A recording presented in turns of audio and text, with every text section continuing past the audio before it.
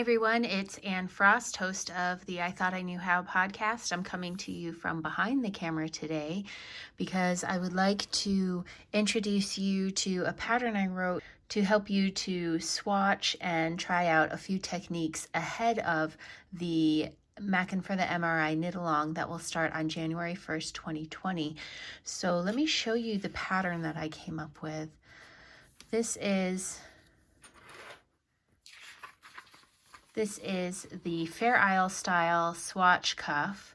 Now, when you are swatching in Fair Isle, the best way to do it is to swatch in the round. There are other ways to swatch for Fair Isle, but because you will be knitting in the round, you want to make sure that you have a project that is stranded color work and that is in the round, so that you know that you are working under the conditions that you will be knitting the project in. So that's why I designed this pattern. In the end, you will have a little cuff that can be worn around the wrist. If you do it before Christmas or the holidays, then you can use it as a gift, a little wrapper top or something to go into a stocking. As you can see, we have this heart motif, and then this is meant to be like a dragon or the top of a Viking boat mirrored on either side. Now, I designed this so that it has a 3x1 rib. As you knit up, you will not need to worry about catching any floats until this top round up here.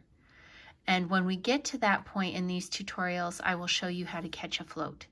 So as you're knitting, you can just be focusing on maintaining proper tension as you work with the different stranded colors.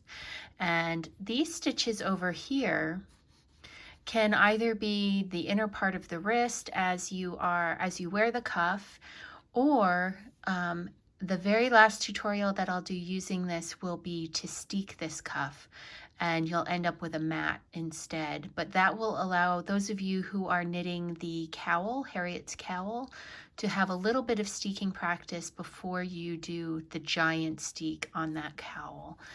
So as you can see in our material list here, you need small amounts of yarn in 2 colors. I recommend using the 2 colors that are used the least in your pattern so you don't risk running out. Now, for most of the patterns, that means color C, D, or F.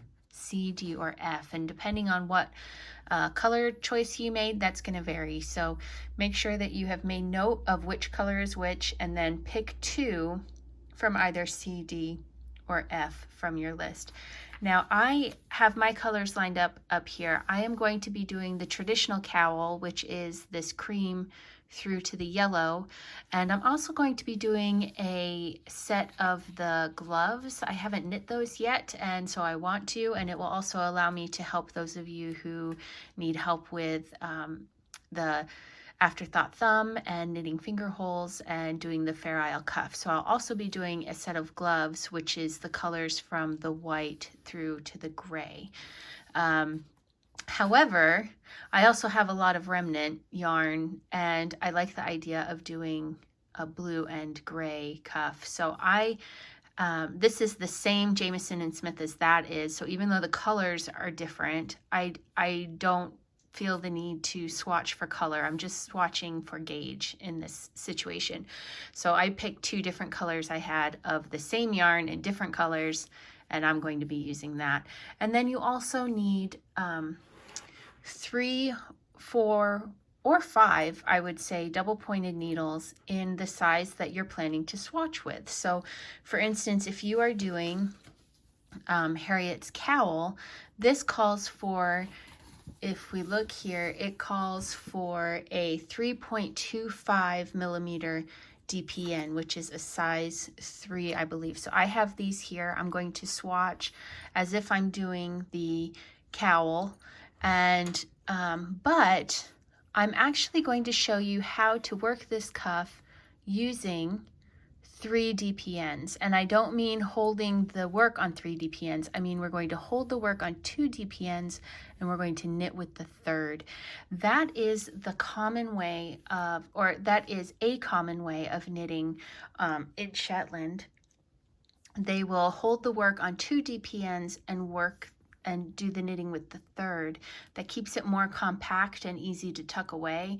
It also requires fewer needles as you're doing the knitting. Not everyone knits that way there, but the pattern for the mittens, fingerless gloves, and gloves all suggest that you cast onto 2 double pointed needles. So I'm going to go ahead and show you how to do that in this video, and we will have I will create other videos for other topics as we work this cuff together, as we are swatching for the Maakin for the MRI knit along. So I'm going to go ahead and start that, and I think I'm going to do a blue cuff with the gray as my accent color. So looking at our pattern, we have here it says, if you would like to experiment with working on 2 needles, we're going to cast on 2 stitches on the first needle and 23 stitches on the second needle.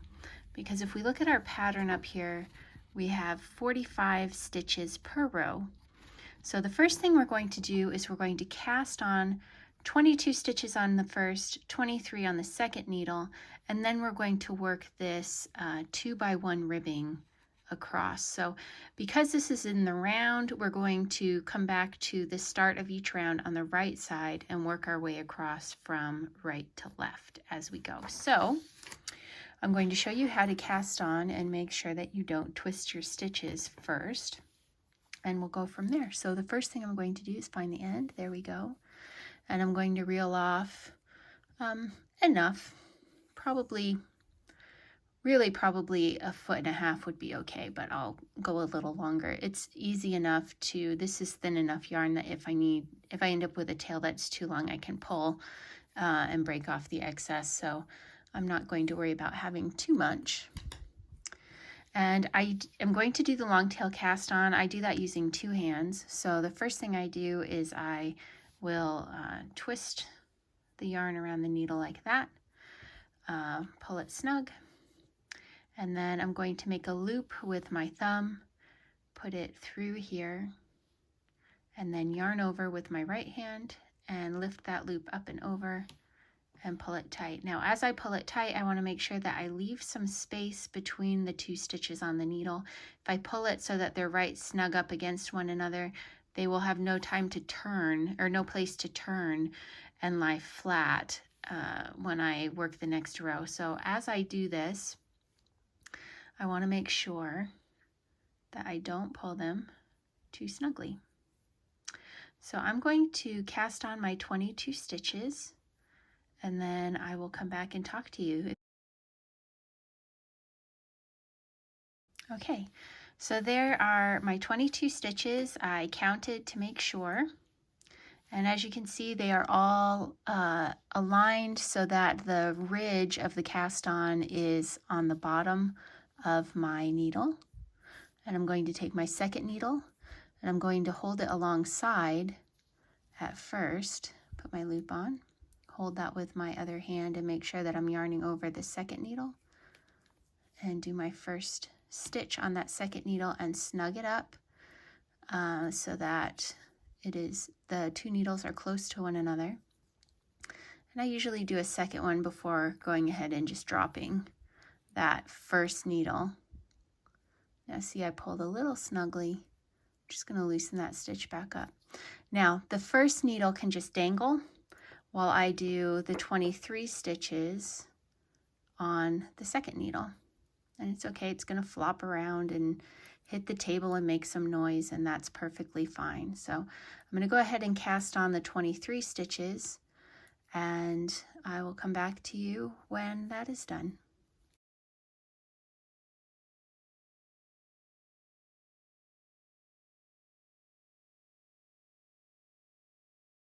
Okay, I'm going to come back to you now, actually.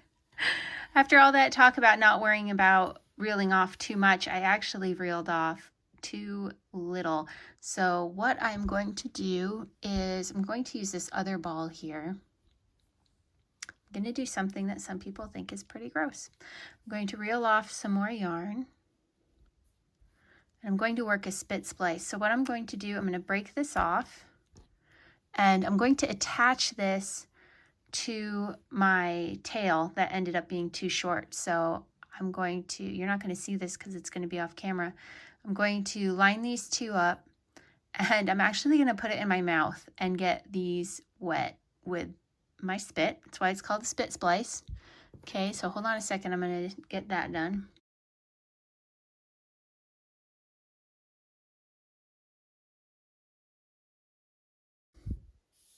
Now I've got fur in my mouth.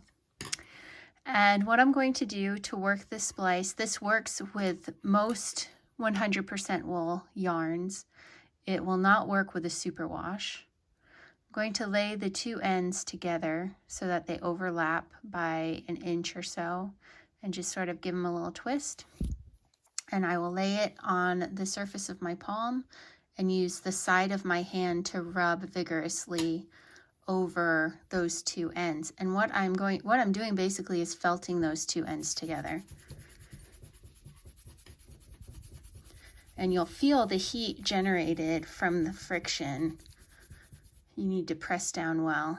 And you'll see it, I mean, I did it so hard I have a little thin bit, but now if I pull on that, that is connected. Those are felted together. So now I can keep going with my lengthened tail. So I'm going to pick up, and my first needle is just going to dangle free, and I'm going to continue casting on. Okay, so there we are.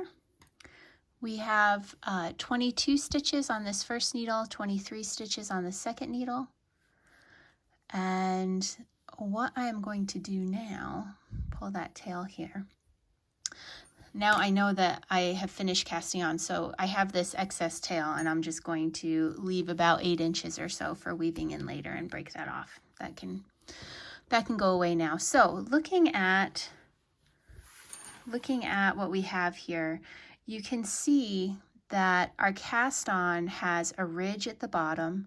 To make sure that I don't twist these stitches as I'm joining in the round, I want to look at both needles. This one, they're all on the bottom. Flip it around. This one, they're all on the bottom. And taking a look here, there's not a twist involved where the two needles are joined. So I'm looking good. Now I want this working yarn to be in the back. So I'm going to turn it around so that the working yarn is coming from the back needle. And now I'm going to start knitting the first round. So remember, as we knit this first round, we're going to knit 2, purl 1 all the way across. So I'm going to insert my needle as if to knit. I'm going to pick up my working yarn, give myself some things to work with here. Now, I want to make sure I don't come over like this. I don't want to come from the back side of the back needle. I want to come between and go to that front needle and work my knit stitch and pull that off. And after I've pulled that off, I want to snug it up a little bit. Okay, don't leave this really, really loose or you're going to have a big gap there. So snug that up and then work the next knit stitch. Whoops, I split the yarn a little bit, so I'll work that again. Okay, now I'm going to knit a purl stitch, so I'll pull that forward and I will purl. Now, normally, a lot of people, when they purl, they go between the needles. When you want to have nice, consistent, when you are switching from knitting to purl, that first stitch sometimes can get some extra yarn in it. So what I often do is go under just for that first stitch. So in this case, it'll be all our purl stitches. I'll go under. But what that means is that purl stitch now is going to be lying in the wrong direction. So when I come back to knit that, I need to make sure that I put the needle in the right place, and I'll show you that when I come back around. So as you can see, I'm starting to form a triangle with my needle. So this is my cast on needle, my first needle. This is my second cast on needle, and this is my working needle. And I'm going to be making a triangle as I work across that will start with one short end, and then eventually it will have it'll be an equilateral triangle, and then it will go back to having the short end on the left side instead. So I'm going to, and as you can see, I've sort of let go of that back needle. It's just hanging there, doing its own thing at this point. So I left off at a purl. I'm going to continue with the knit 2, purl 1 rib across, and then I'll come back. Okay, now my last stitch here is the first knit of the knit, knit, purl repeat. So that's actually why I had you do 22 on the first needle and 23 on the back, so that you would hit this point and have a knit stitch, and then as we turn and work on the second needle, we'd be going to a knit stitch as well, because that will help you maintain even tension in your ribbing. Now, I want to make sure that I have, again, my bottom ridge here, my bottom ridge down here. There's no twist there. Okay, so I need to do a knit here. And let's get, okay, that's good. So I'm here between, I'm not trying to go like under and over, I'm just between the 2 stitches. I'll knit my second knit stitch and then do my purl.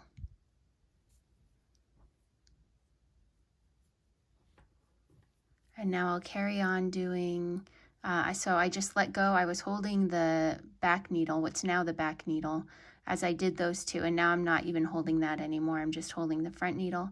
And I will carry on with my knit 2, purl 1 rib.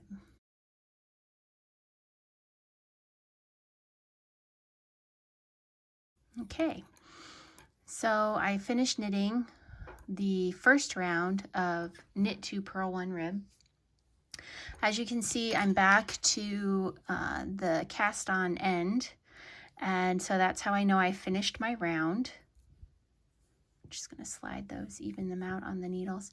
You can also see I have quite a gap there at the beginning, so I can actually snug that up on the start of the row by pulling on that cast on tail, and that snugs that up for me. Now, I have knit with 2 needles before. I did one of the mittens using 2 needles, and I will say the first few rounds feel a bit fiddly, and then after that it does get easier. So if you would like to continue working on 2 needles or really give it the old college try, I would say go for it. Go ahead. At this point you would flip this way and work your way back again using your working yarn, continuing with the knit 2, purl 1 rib. However, if this does not work well for you, I will show you now how to get this put onto 3 needles, which more Americans, I think, or non-Shetlanders are used to doing, and that's totally fine. You do not have to knit it on 2 needles to be authentic or whatever. One of the things I kept hearing while I was on Shetland was, however you are able to make the cloth properly is totally fine. Okay, so don't feel like you have to do it on 2 needles if it's really not comfortable for you. So as I said, this is a 45 stitch pattern. So divide that by 3. We're going to put 15 stitches on each of the needles. So I'm going to start by knitting with just the 3 again until I get to 15, and I'm going to continue. This is my second round. So again, I'm doing knit 2, purl 1. So I will get 15 stitches on here. And again, snug that first one up.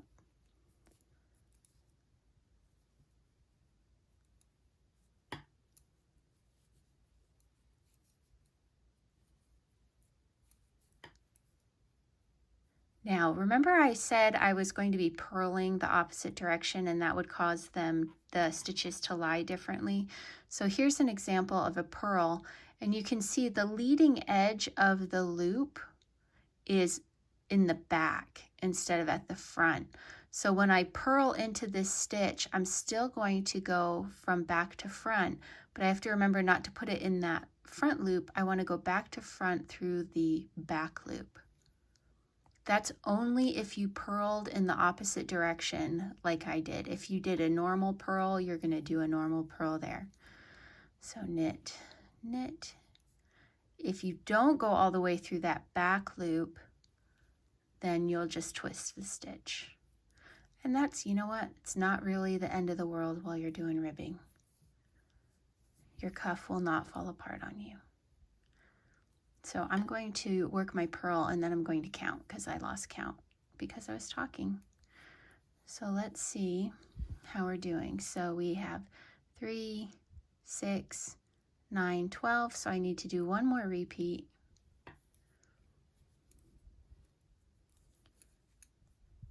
One,